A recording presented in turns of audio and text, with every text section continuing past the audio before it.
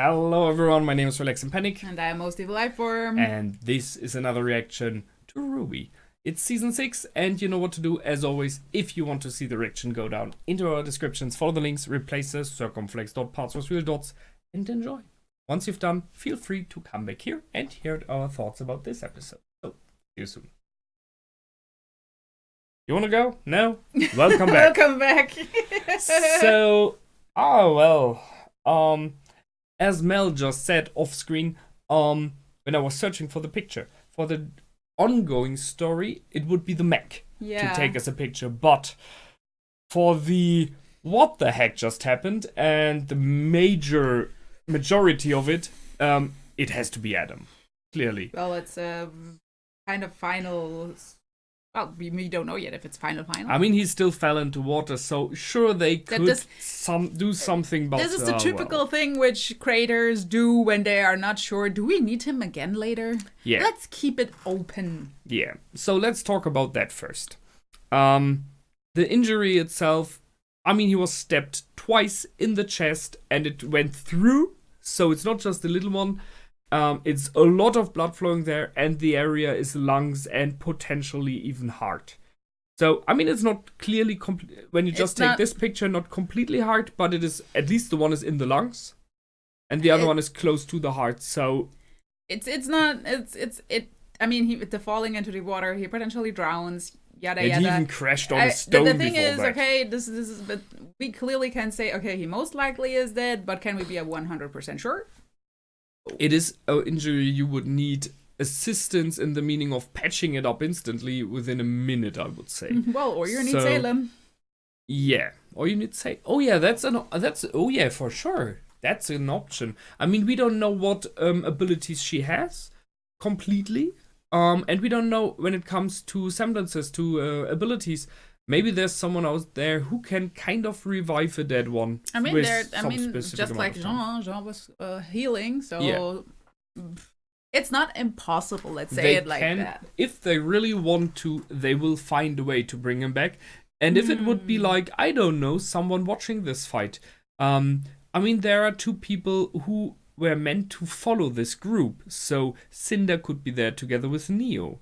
And she knew Adam from the past. True. Watching this fight as example and fish him out of the water somehow, yeah. And she would have a loyal servant because we know how loyal Adam can be, right? But I mean, she might want to use him, which brings me to the sword. Throwing the sword into the water was very, I mean, it was a bit of foreshadowing there because he fell following it.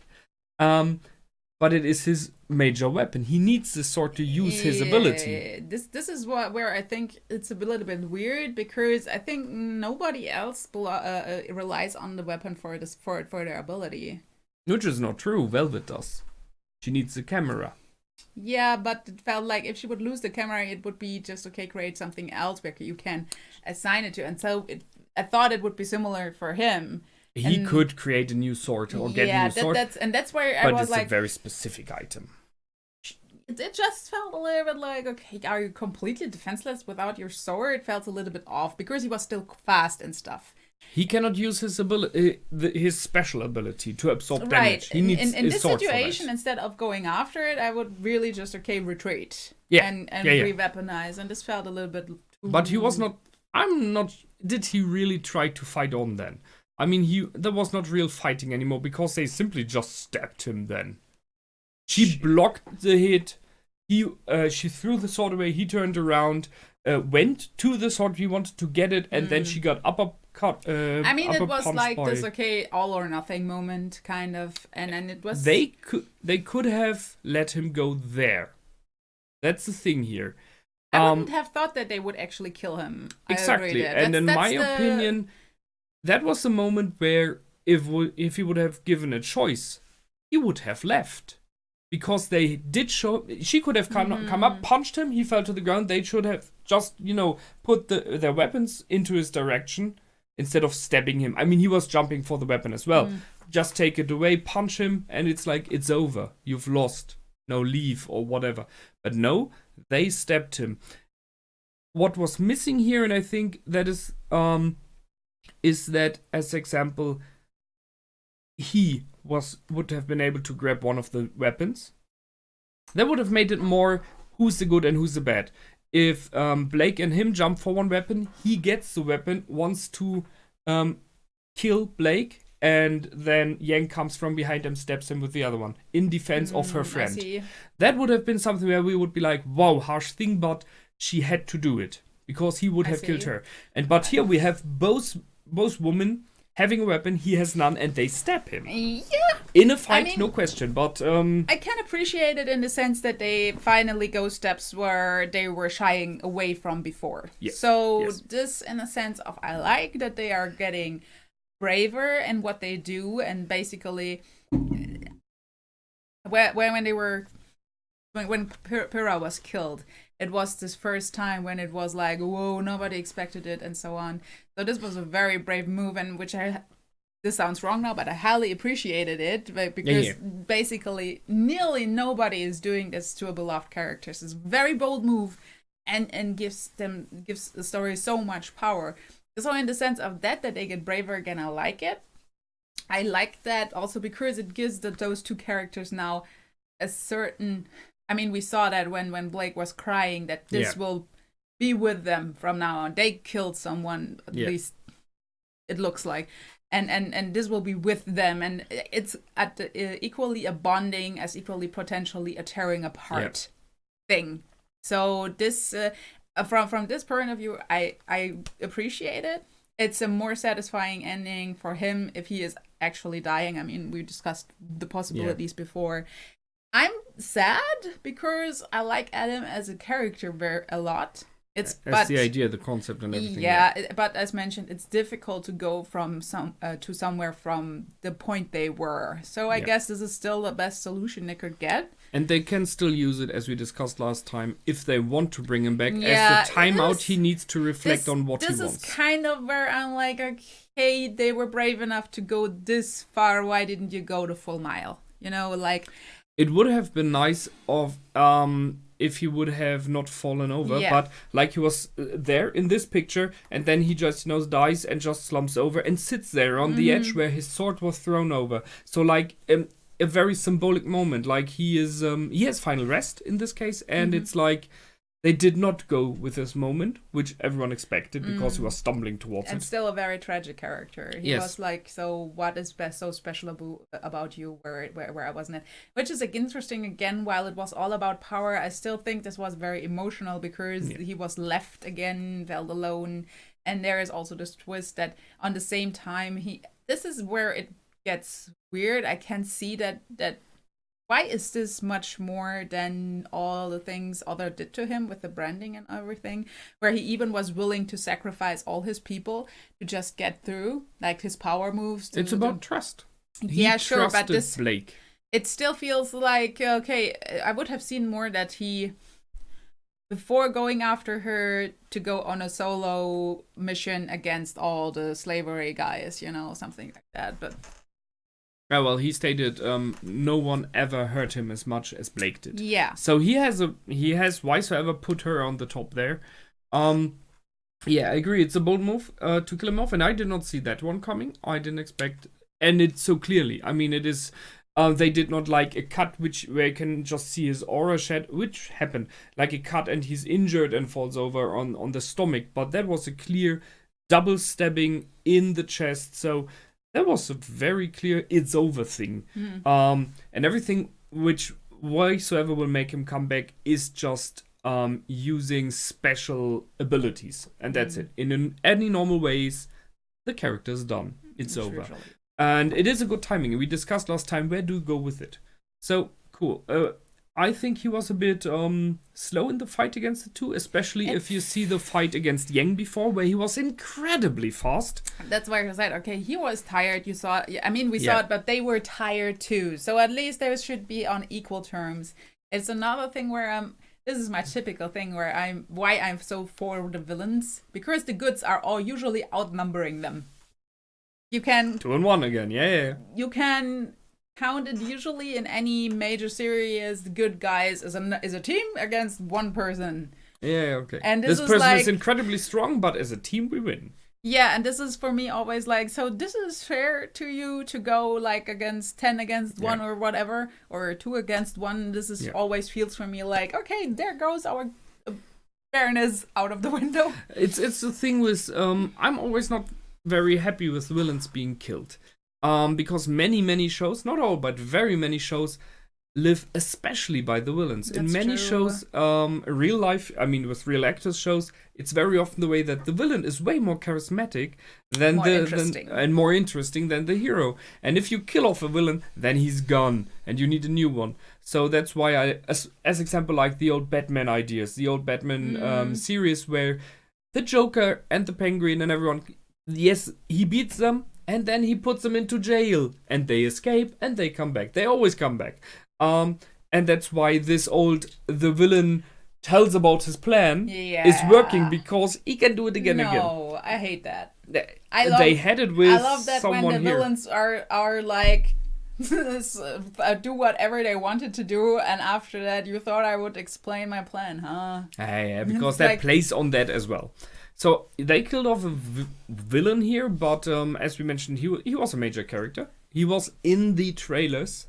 In the first trailers. He actually had not much time. He was now in just basically 2 episodes, maybe 3. Of the season, you mean? Yeah. Yeah. And this he appeared and was gone. And it's kind of sad because all the glimpses we got from his past is basically now the branding. And it's still not... A lot feels missing. Like, how did he get the branding? Why is the sword so important to him? For a season which kills him off, it's... not enough time with him. Yes, there should have been. They should is always too strong. There could have been a cool option to bring in his past, how he developed, and then kill him off. And you're like, you made me like him, and now you kill him, right? Because that's what they like to do. It always feels if there's a character you like, you can be sure he will die very soon. It's at least the best way. So I felt he had not enough screen time for being killed off. So we will see. I mean, he's on the list of possible returns next to Torchwick. And just saying. So just saying, if Adam ever comes back, that tells me that there's an even higher chance Torchwick is coming back. Because if Adam can return from that, Torchwick can be back for sure. He was swallowed as a whole. He was not digested. So, however, apart from that, the other part of this episode, the mech. Okay, there was a lot. I mean, we discussed it last time already. The moment of, I have a solution for that. Just jump into the Haley Bird, whatever you want to call it, and everyone is in one spot. And that the mech is not using this time to shoot was just okay. That is just it did not fit the whole choreographed fighting before, where they tried to and everyone stood there in plain sight and not into any form of cover. And when it flew away, you could see that the mech was whysoever far more away than before. So either they lured him away before, then they should have shown it. So that was a weak spot, but it's okay. No, in general, this wasn't. Oh well, they had RWBY showed that she is willing to go the extra mile, and each normal and sane character in this moment would have said, "Okay, I will listen to you. You're in front of my mega cannon, so you can at least talk, and if I don't like it, I can still shoot. You know, that's it." So that once more proves that this commander is just completely bonkers. The way they took her out was okay. They explained it, and you could see it already in the last episode, this idea of those dust cells loading. And well, it is kind of self-fulfilling that the Grimms are attacking now that the major weapon is gone. Oh, what a coincidence. What did I do? I left the city unguarded. And this had not happened since whatever time. Well, and the question is, it's at the same time this thing is up. But it makes some sense because when she crashed into the cliff, even in the city it was shaking. So the people know this huge bot is going out. They are like, what the heck is going on? They could argue that the people are scared and that's what attracted the Grimms, but still it's convenient, especially the amount of Grimms coming. Yeah, well. And now the thing is also, okay, they probably will now fight against this attack and save them and stuff like that. Sure. But for And me, that's it's the like way to they get were back. shown that their auras were broken. They have been shown and they were weakened and completely exhausted. Yeah. So let's see. Maybe they go with that and try to do something else. If they fight at full capacity in the next episode, then they're cheating. We will not argue. We will just nod and say, aura. And then we will continue watching nonetheless. However, maybe they go for that. The Grimm that appeared there, the major one, which this mech clearly was designed against, has a lot of Godzilla vibes to it, in my opinion. Because he comes out of the water, marching like that. It just needed a tail and it would have been Godzilla. And why would... He looks a bit like a bear or stuff like that. It is not really a water Grimm, in my opinion. It had a longer face. It was not bear-like. Yeah, but it was a clunky, two-legged walking thing. I did not get bear from it. Just the first description. However, it felt more like a more like for me ground-based. For me, it was more like dragon/dinosaur-ish thingy. It was not dinosaurish, dragonish enough for me. That's why I said it needed tail and everything. But we have not seen. You couldn't see underwater if it had a tail or not. So that's true. Maybe it is Godzilla. It was just from the head structure, I would say. But if it is Godzilla, then we don't have to be afraid because Godzilla defends humans, as we know. He does in the movies. He's a good one. Yeah, but that's a small Godzilla version because I can't do a good one. Yeah, but sure, and then a lot of flyers. Where you can ask where they come from so fast. I mean, they need some time to fly there as well. And so what is the wall good for? The what good for? The wall. There walls were built to protect, and I was like, flying water side. Hey, the wall! Well, it's against the other side. It makes sense. Not much. It was like, this completely destroyed the idea of the wall being a defense. You can argue here that there are two things intermingling. The one thing is, last episode possibly, and we need the major fight, and we need a reason for them to go there, and to shine how stupid it was to go out with the mech. This mix-up with we want it now, so we just put a fight there, and the mix-up of they were lured in by the emotions of the people, which they showed a bit at least. Not enough, but at least a bit. It didn't feel like this was a full panic situation. The people were a little bit, oh god, what is happening? Exactly. But it was not a full panic situation. No, not a full panic. But they've seen the mech walk out, so that's the first inch that they are like, what do I have to be afraid? And then they feel the shaking of the ground when it jumps into the cliff. So then they maybe like slight panic, but even then the Grimm would need longer to appear, because if they're from the woods around, then they would be in front of the wall. But those flyers will possibly normally you don't. If you have a defense base like that, you have a perimeter. You don't have flying Grimms within an hour. Basically above you. Exactly. Instantly. They were there too fast. So, but now that means next episode. We will see what Atlas can do, because from what we've seen now, it felt more like they are panicking. And which is also very unusual, because they are basically there because of that. It's their job. That's why they're there. The problem with the whole Atlas base we have seen in this city, their reaction to the Grimm now, their reaction to the fight of their commander with kids and an old lady, was like, those are... I don't know, half kids having fun playing a computer game like, yay, our boss is winning. Oh my god, Grimms. There were no soldiers. There were just no soldiers. This felt so off. Yeah, military personnel is missing. So, next episode, Rooster Teeth, what's it gonna be? Will you show us again this Atlas personnel with their strange hats, wherever they have them, just running around and being shot down by the Grimm instantly? Or will they put up a real fight, possibly not winning, thus the Big Mac is back, but a real fight trying to defend the civilians? Because if they do that, and they show, okay, they were weird, but they are real professionals, they are fighting, they are giving their lives, they are standing their ground as long as possible, then I'm like, oh well, okay, I can live with at least this end. I'm still not... I guess it's the first one. I personally am not happy with how this turned out.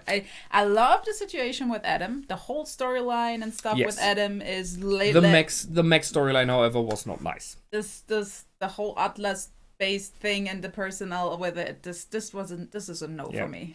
And Maria is surprisingly in many ways like them, and this is what surprised me. If they are not frenemies, this is not an interaction which fits for me. Yeah, this would have been this interaction with this battering back and forth and not taking it seriously. It would perfectly fit for frenemies, but they weren't frenemies. They're trying to kill each other.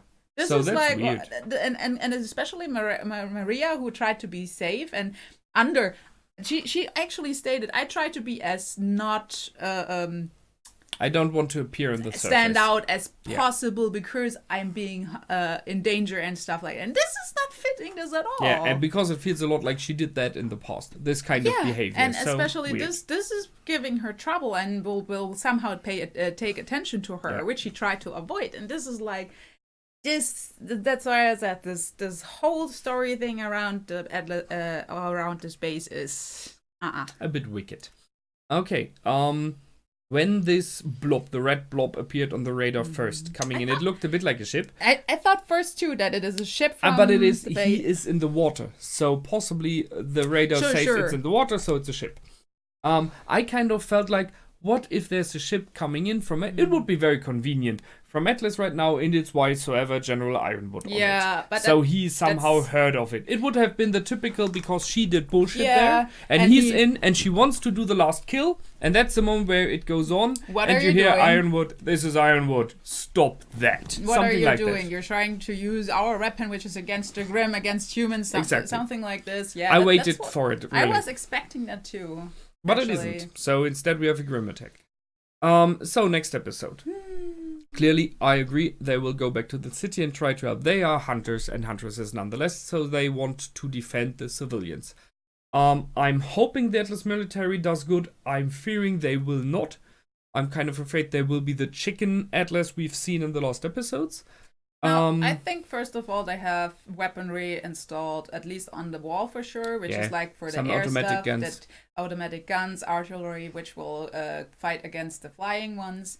They will have to mainly deal with the big one. With the big one. That's where my guess where the team is going. My guess is the ship, which still flies on some magical reason after it crashed down in this mountainside. Yeah, after it was hit so bad that the controls were going out. Is still flying. That's how they will go back to the base pretty quickly. First of all, they try to get the mech in order again. I think they will cut off the arm so at least the rest of the mech is usable. So that it can stand as like a meat shield against and I mean that Grimm. it can still hit something. And we saw that when she tries to hit Nora. So I guess that's what happens at the next time. They will fend off it in a big Grimm fight and then they will get so basically I think that what will happen is, okay, they are thankful then, and then they will help them. I however don't see how with saying they don't have another weapon at their arsenal somewhere. The team RWBY, the whole team, crew of RWBY, the whole team, I don't see how they could beat that Grimm, because they have nothing big enough to kill it.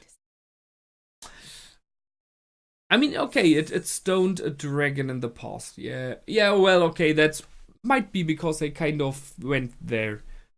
It would be too soon for me, somehow. I don't think so. It was said, it was foreshadowed. They were talking about it. She had no time to train, but it would be fitting because it would be something where I say, they are all basically weak. They will try it, and when before shit goes down completely, the Silver Eyes will save the situation. That's how I think the... However, it would make me a bit... It is like Mariah will cry, use your ability, use your Silver Eyes, you need to do that, remember what I told you, something like that. Yeah, but it would feel to me a bit devastating, because that means every real enemy we could have a fight against is just a one-shot then. It's like, oh, it's normal Grimm, we will have a fight.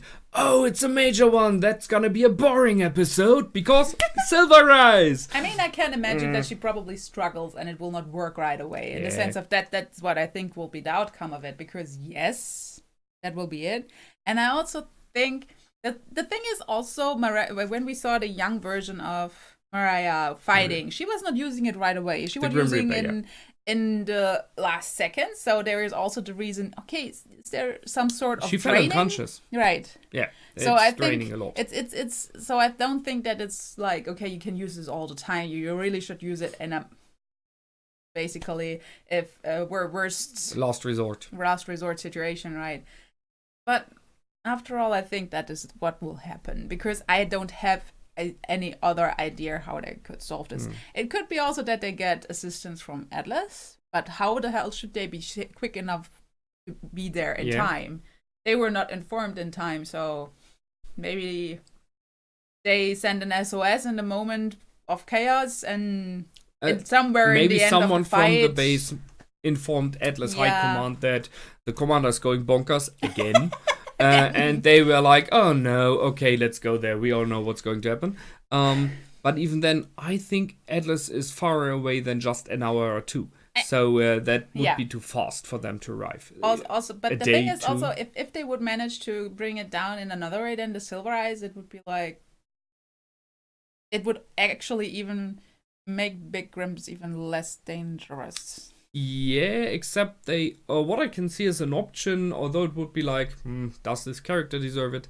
That the commander goes in on like a suicide attack with a mech and kind of pushes the mech in and with the arm or explodes with the Grim. Some kind of redemption. Yeah, something. But I'm very sorry, but I don't think this character deserves that because that would be like she went out in a good way as a hero, and I would be like, seriously? Or she even survives it and be the hero afterwards. Oh, no, please. Oh, no, please not.